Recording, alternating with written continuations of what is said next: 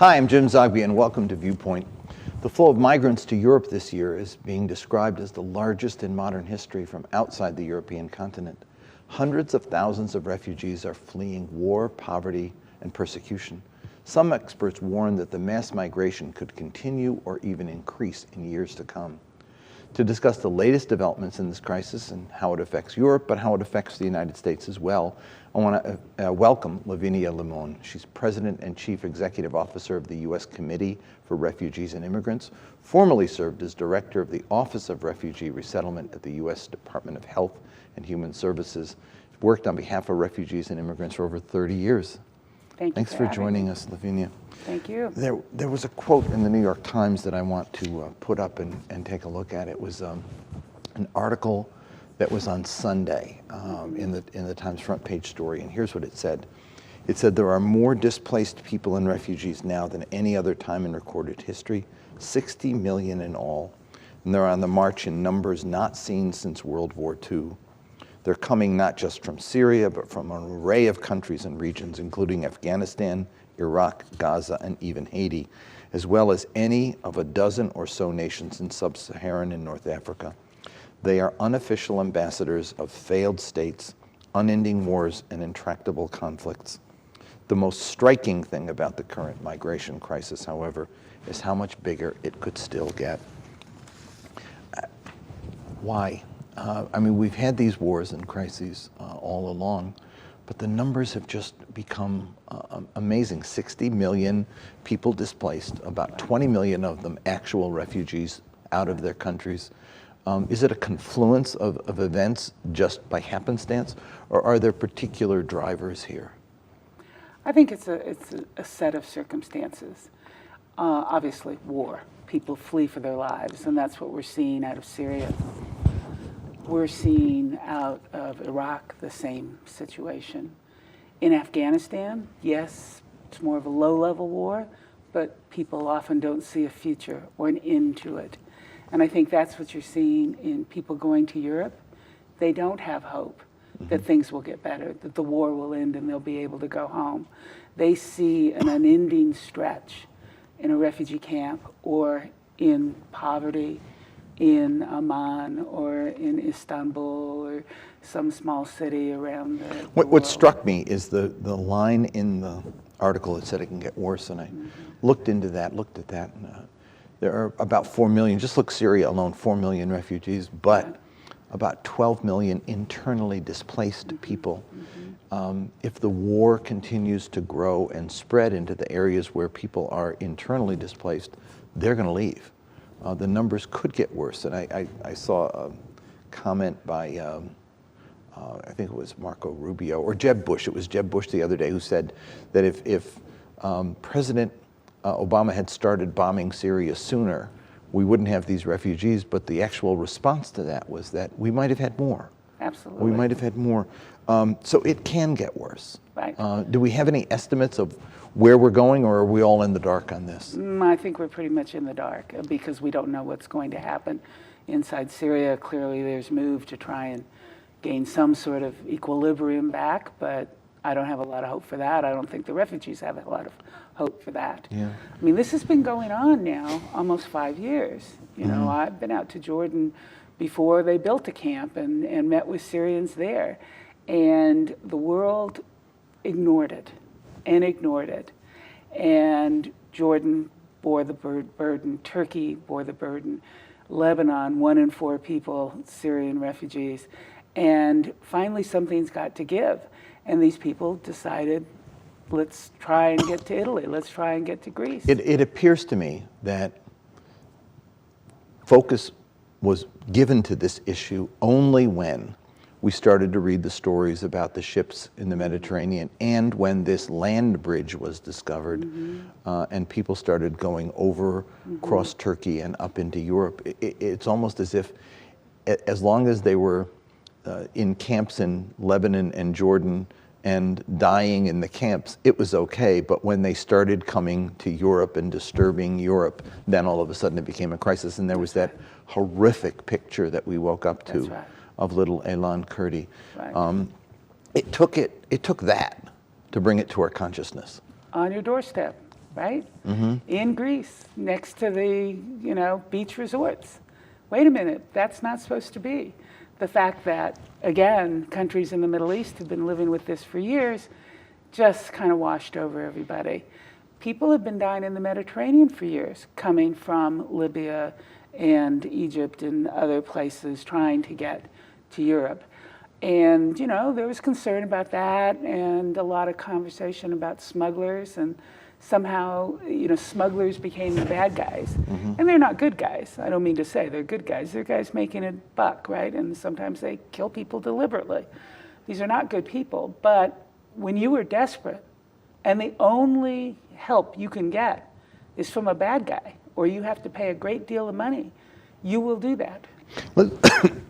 Let's look at we have a board here that describes a map of where people are going. And the routes are there. I mean, you can see the sea route, you can see the land route. It was in the New York Times on Sunday. Can we put that up here? And you get a good visual sense of people using that land bridge across Turkey, but then also all of the African and some of the East African coming up through Libya. These are not Libyans. These are people who found that as the closest point to Europe. And then the northern route there describes some folks coming from Ukraine. A lot of Ukrainian refugees, not a whole lot of focus on that. Over almost 2 million, I think, Ukrainians. And so those are the countries that are actually being affected, are the European countries where they're going. It's no longer a refugee issue. I would want to talk about the situation in the camps and the fact that the UN High Commission is kind of out of money and being cut back. But partly because of that, this refugee issue has become now a migration issue. And Europe is having to deal with it in a way that they're not prepared for, not just financially, but culturally. These are small little ethnically simplistic countries of one ethnic group here, there. They don't mix with each other. And now they're having to deal with a whole different culture. They're seeing it as a temporary problem, but it's not. Not at all. Not at all. I find this flow, this migrant crisis, yes, is largely refugees by the international definition, people fleeing war and persecution. But there are immigrants, people who want a better life, in that flow. So, in the business, we call it a mixed flow. So by the laws, by the rules, Europe is supposed to be able to figure it out. These are refugees and they have certain obligations to provide protection. These are migrants, immigrants. You can send them home if you wish, according to your own individual country's decisions. But this sort of phenomena, which I think probably could have been predicted, is, yes, a culmination of war and lots of other things, but it's also globalization. Everyone has a smartphone. Everybody knows somebody who lives someplace. This world is a place where information flows in an instant, money flies around the globe, goods go around the globe, and somehow we think everybody's going to stay put. No, they're not. So what are we going to do about that? How do we cope with that? And how do we cope with it and keep our humanity? And I think that's the challenge. Germany is willing to accept hundreds of thousands. Some suggest because Germany's population is declining and they're making a smart move. Some other countries have sealed their borders. Hungary, Poland is turning to the right. There's the fear that Islamophobia will trump compassion and spawn or actually increase the popularity of some of the right-wing xenophobic political parties. That's a real danger. It really is. It's if you can imagine this crisis if everyone was Christian, it would still be a crisis, but it wouldn't have that certain flavor to it. And that foreignness of other people. As you said, Europe is an enclave of little cultures and nation states that somehow see themselves very different. When I was young, my father used to say, well, just be happy Europe's not at war with itself. And I thought he was crazy because, I'm post World War II. And, but I've realized what he meant by that. And now we have these situations where, as you said, Hungary's closing its borders. Germany's saying, okay. The UK is going, wait, wait, wait, wait. Sweden's saying, we have enough.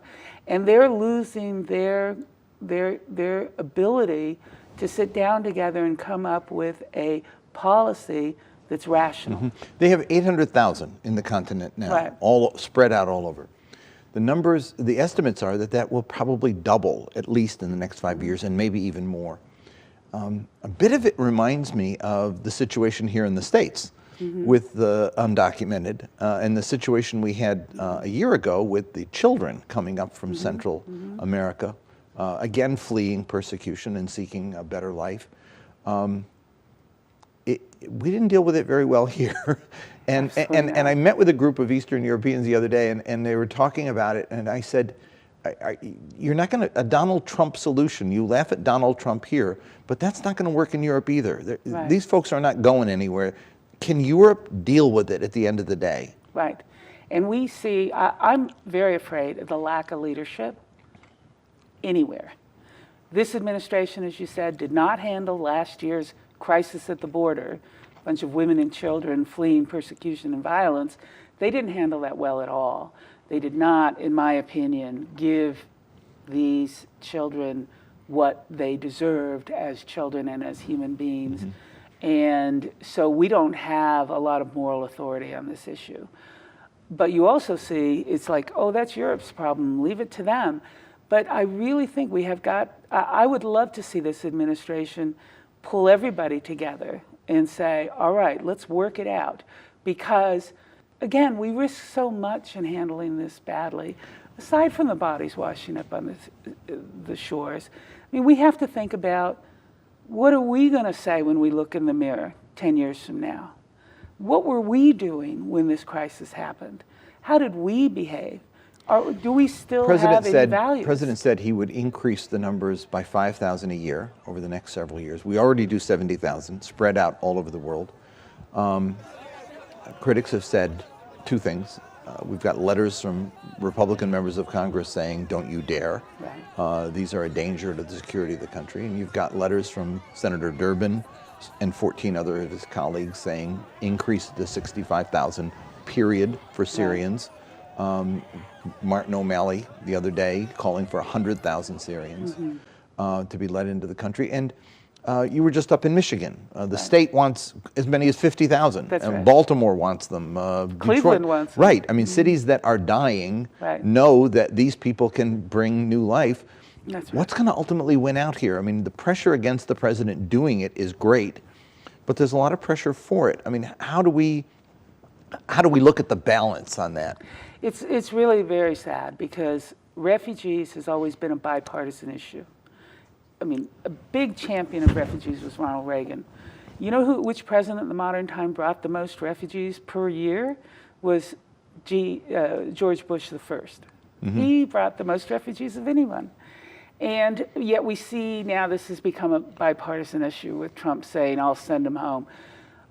Again, we risk so much by not having a national policy. We are a country of refugees. The Pilgrims were refugees. We've opened our doors to so many refugees. They've contributed in so many ways. And as you said, there are areas of this country who really want to have refugees. And there are areas where I'm quite afraid that if we sent a family, they'd be tarred and feathered and run out of town. Because there's this small group of people that are really fueling this Islamophobia, and it's all geared towards Syrians. Our office has been getting calls. Other resettlement offices have gotten calls. Don't you dare bring any Syrians to our community. Again, it's back to political leadership. Let's look at the numbers again, just to see where they're coming from. We've got a board here of them. It's Syrians are the biggest, and Afghanis and Somalis and Sudanese. So in other words, Muslims are the largest component group. We have some success stories. I mean, your organization has dealt with refugee resettlement. Iraqis, they're on the list, a major group, not as big today as it was back then. But Iraqis and Bosnians have made huge contributions in just the last 2 decades. That's right. is there a way to project that lesson forward to people to say, don't worry about this, we have the screening process in place, but look at what they bring? Right. Or are we going to lose out to fear? Well, I certainly hope it's not the latter. We screen, the government has the most rigorous security screening about refugees than any other people who come to this country. If you're a bad guy, you do not want to come here as a refugee. Come as a tourist. Come as a businessman. Come as a student, because you will not undergo that kind of rigorous screening. It takes on average over 3 years, which I think is insane and is another topic, to process a refugee to the United States. The folks that have come in, you want to see what the Bosnians have done? Go to Utica, New York. They've completely redone the city. It's my hometown. Is it? They took my mom's house, rebuilt it. That's And right. neighborhoods that I thought would never come back have now been restored. That's right. With new businesses and new right. life. That's right. And the Iraqis have done marvelous things in Lemon Grove, California, just east of San Diego, and contributed in so many ways. And that's just the beginning. I mean, their kids are now, starting to go to college, and they'll contribute. So that's the history of this country. It's in our DNA. We, I think, cannot turn our backs on it. UNHRC has 20,000 people that they have pre-processed and sent to us for consideration. I think we've done about 12 to 1,400. That's in the last 5 years, Syrians. It takes 3 years. It's an abominably slow process. Talk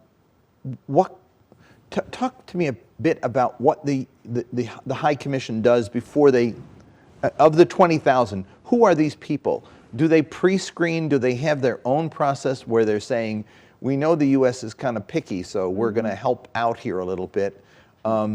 And then why is the process so slow, and what can be done to fix it? Okay, UNHCR interviews people to make sure they meet the definition of a refugee, because they are going to give them an ID card that says, we think you're a refugee. Yes, the countries that do resettlement submit their criteria to the UNHCR. The U.S. criteria is most vulnerable. You can define that as people being sick, female-headed households, various ways that you can define that. And so the UNHCR does that kind of filtering and then presents to the United States the 20,000 in this case. The US then has to interview them again, doing a screening, then having them come out, the immigration officers come out and interview them face to face. They have to go through a health screening, they have to go through the security screening. Now, it used to be that you could do all that in about 3 months. And even if you add the expanse of security, it really shouldn't take that long. It's gotten incredibly bureaucratic, and frankly, no one has a sense of urgency. It's as if it doesn't matter that people are waiting 3 years. And here we have a program that's supposed to be rescuing people. Somebody told me that it goes sequentially. They do one, then another, and another. And I thought about it. If you had a blood test that way, That's right. and got your results, first you get this one, your blood sugar one, and then you went back and you got your cholesterol one, and then you went back. It would take you about 3 years to get a physical. Exactly. And that's Can how it they be do it. done simultaneous? Yes. What's needed? More resources? More resources and leadership and a sense of urgency. You know the way that our government works. If the president said, I want to have 100,000 Syrians in this country, and if they don't get in, your heads will roll, people will find a way. Does he have the ability to do that, or will Republicans block it? I mean, is this something he can do administratively in his last year? Legally, Yeah. he can do it, but there wouldn't be funds to support them. Okay. So Congress holds the purse. What about family ties? I know a lot of folks who have family who want to bring them. Is the process the same, or is there a different process that would make it easier for people with family ties to come? It's different and more difficult. Oh. You have to have DNA testing. About 4 or 5 years ago, they put in a new process because they found that there was fraudulent family reunion. And to date, we've had, after 4 or 5 years, like less than 300 people get here on family reunion. The bringing in refugees has always had 3 elements to it. One is the foreign policy element. It's a tool of foreign policy, right? If you take a group of refugees because you have concern and you're also making a statement. Then there's the domestic policy. There's a group here, remember the 80s and Ronald Reagan? The Jewish community here said the Soviet Jews are being persecuted, and they put it in place, and we brought tens of thousands of Soviet Jews. So it's a domestic concern. And then thirdly, it's a humanitarian concern, and usually in that order. The fact that they can't process someone in less than 3 years has taken it away from any administration as a foreign policy tool, has completely negated the family reunion business, and we're down to humanitarian, and I don't think 3 years is humanitarian. You talked about Utica. You mentioned other communities. I saw, I think it was last week or the week before, some little county in South Carolina passing a resolution on the county level saying no Syrians in our county. They don't have any Syrians, and nobody really is looking to send anybody there. How do the selections get made when these resettlement centers begin? I mean, when my family came, there had been some Lebanese settlers in that community, and it was like an avalanche. You know, one rock lands and they all pile up behind. And so they went there because they knew about it. But is there a selection made about what counties or what cities? I mean, I saw the letter from the 18 mayors, New York, as you noted, New York and Chicago and Los Angeles. And I mean, not little burgs, Right. but then some of the little cities that want them too. And the middle-sized cities, Baltimore wants them, Cleveland wants them, Toledo wants them. Who makes the selection? How does it get made? And can cities actually become lobbyists for more immigrants and refugees because they want them? It's a little complicated. There are 9 national resettlement agencies. My agency is one of them. We all have different networks. Most of the agencies are religiously based. The U.S. Catholic Conference on Bishops, Church World Service, which is mainline Protestant, World Relief, which is evangelical, Lutheran and Immigration Refugee Services.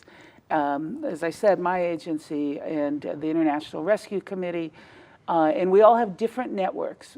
My agency, resettles through about 32 agencies.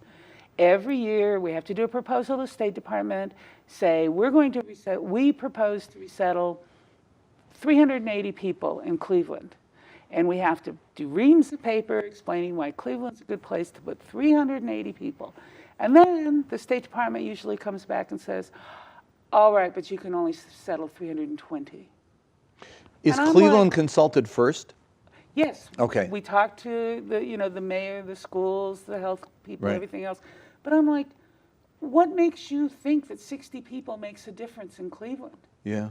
But it's so tightly bureaucratized and controlled. That's what we have. So right now we're in conversation because we've had cities approaching us. We want more Syrians. So we're in conversations with them. Okay, we'll propose this to the Department of State, but we don't know whether they're going to say, okay, no matter how much you want them. I'm trying to get a handle on how this issue can move forward. It doesn't look promising. Right. With blockage from Congress, with the administrative problems that you describe at the federal level, and with a lack of leadership. As much as I like the president, and I'm a fan, he has not been as forceful on this issue, has he? Not what I would like to see. Yeah. And I'm not looking at anything coming forward as we move into the presidential cycle. Right. The Republicans are horrible, and Democrats haven't shown, with the exception of Martin O'Malley, who's been quite forceful, but he's also at 3-4% in the national polls. I mean, I think, Donald Trump and others would like this to be a major issue in the campaign. I think Hillary and other folks would not like it to be a major issue. But we have been forced into this situation. And I agree with you. I mean, the Obama administration, I think, by its nature, would be very generous. But they obviously have to pick their battles. And this may not be a battle that they want to take on with the Congress. One, as we close, give me a success story and a heartbreaker. Do the heartbreaker first. Oh, the heartbreakers. I got a call the other day from a woman in Florida, Syrian American. Her son and his wife and their 5 children are in Jordan. She's sending money. He's been standing in line every morning trying to get registered with the UNHCR. She wants him to come. I'm sitting there saying, look, he's got to get registered. I'm giving her all the bureaucratic stuff. And she says, well, his youngest son is a U.S. citizen. He was born here. Does that count? And I'm like, I don't think so. Let me find out. And I found out, no, it doesn't matter. I mean, he can put his youngest son on a plane alone because he has an American passport, but it doesn't get you past those lines in the morning in Amman, right? Give me a success story. I would say Dearborn. Yeah. If you want to talk about, you know, Middle Eastern people coming to this country and making something, I think Detroit and Dearborn is so fascinating because you drive from downtown Detroit and, you know, it's getting better, but boy, was it so bad for so many years. And then you go to Dearborn, and every time I go, there's more businesses, there's more economy. People are more kids in school and graduating. And it was Lebanese refugees, Iraqi refugees, That's and right. Yemeni refugees That's right. that built the place. And it's That's really right. exciting.